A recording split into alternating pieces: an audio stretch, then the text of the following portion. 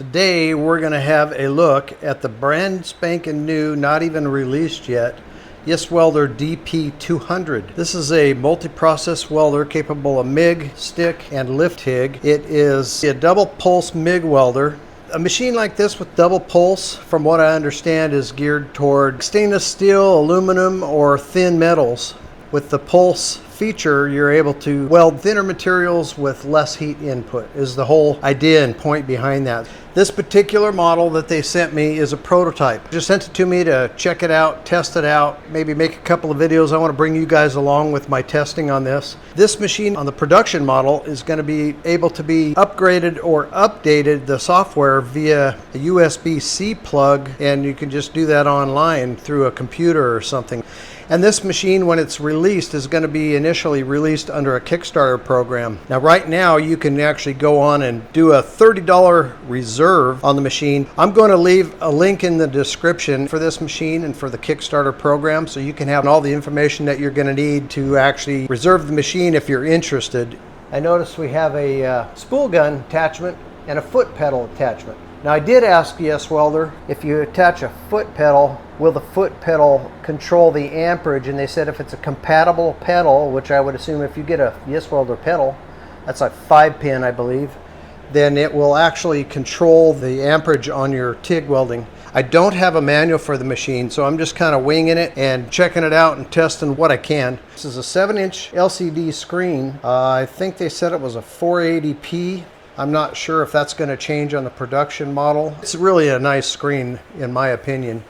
We'll turn it on and I'll show you what I know about the controls just from a few minutes of playing around with it. I do not have a 240 volt outlet, so I'm using the adapter that comes with it, and I plugged into my heavy duty extension cord to a 20 amp garage outlet. Cutting it down, running it off of 110 is going to limit some of the capabilities of the machine. So let's check it out.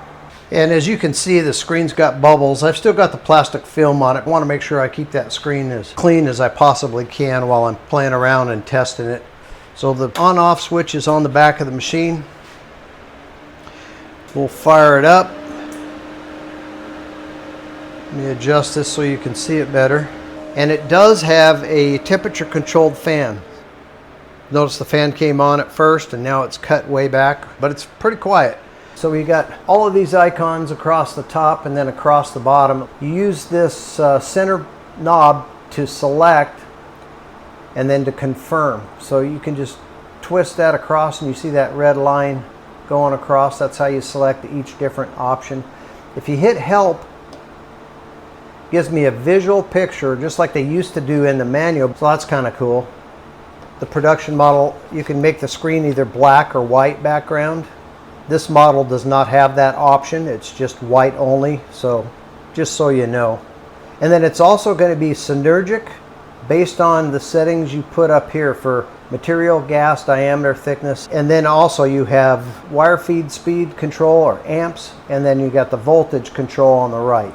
You hit this home button, and this is how you select the different processes. Use this to select, so move that cursor across and select whatever you're going to select. Let's look at settings here real quick. So it does have both imperial or metric as far as settings, which is really cool, and I noticed it has inches per minute, which is kind of nice for MIG welding. Okay, material. So we've got it on material. We want to push for select, so we're going to go with steel. As far as gas, and I asked YesWelder about this, they don't have a 75-25 option here, or C25 gas option. I don't know if the final version is going to have that or not. I'm going to use the closest one, which was 80-20. Select. Go over to diameter. This is your wire size, so let's move that up to 0.030. Let's go to thickness. Let's move it down to 20 gauge. I've got some thin stuff we'll start out with. You see it changes automatically, the wire feed speed and voltages. This is where you'd go plus or minus if you wanted to adjust. And then you can put it into a memory, which I'm not going to do right now. Trigger, you got 2T, 4T spot or S4T, and pardon my ignorance, but I don't know what S4T is. but we'll just go with the standard 2T. Torch. You can either use a spool gun or a MIG torch. We're going to use MIG torch in this case. You can do this to check your gas, and it runs until you shut it off so you can check your gas flow and make sure you're set up properly. I've got mine set up for about 15 cubic feet per hour. Here's where your pulse features are, but this particular machine is not letting me select the pulse feature. Probably because it's a prototype, I would suppose. I'm not really honestly sure. You can go to advanced here, and here you can set all types of different parameters, and you just use this to select each different particular item that you want to adjust.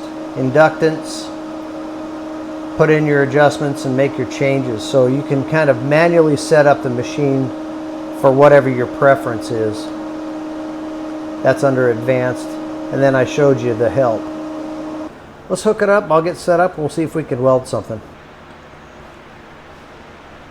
I'm going to have to do quite a bit of testing and playing around so I can get used to this machine and explore some of its capabilities. But in this first video is kind of an introduction and my first initial playing around with it. I'm going to run a bead on one side here. I'll flip it over, maybe adjust something and run another bead here. I've got a lot of practice beads all over this thing, but I got 2 blank spots here we'll try, and then a piece of 14 gauge steel that's all cleaned up. It does have beads on the back, but one of them's got to burn through. But I'll just run beads on the side here or over here, and we'll test out some of the features and this new welder and just kind of see what it'll do. Let's set it up for 18 gauge. We'll give that a try and see what happens. So we got 18 gauge, 0.030 wire, 80/20 on the gas, steel. Synergic settings for this new YesWelder DP200 machine.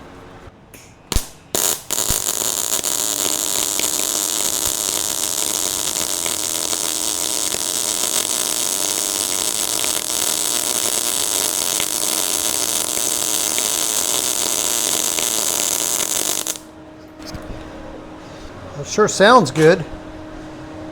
Actually, I'm going to turn it up one setting to 16 gauge, and we'll see what that looks like.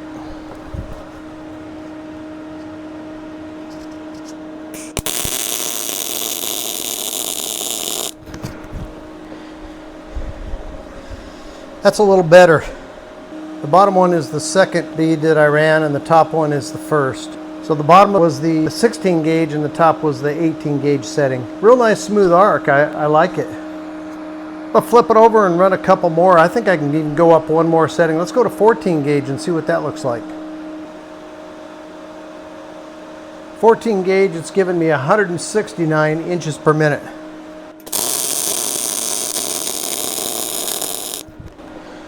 Burnt through a little bit at the end.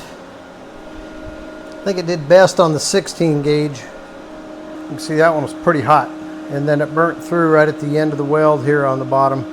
All right, let's try an actual piece of 14 gauge, that 14 gauge steel. It's all cleaned up, and we'll run a bead with the same settings.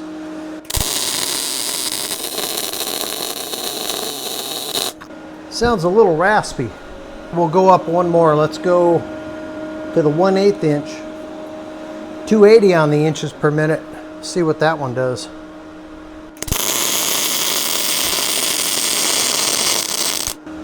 The top one was the second one I did under the 1/8 inch setting. Bottom was 14 gauge setting.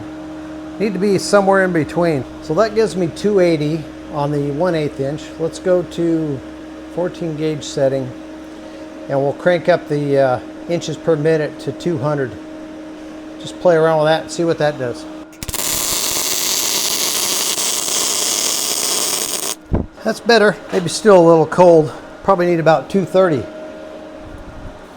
We'll do one more and I'll show it to you.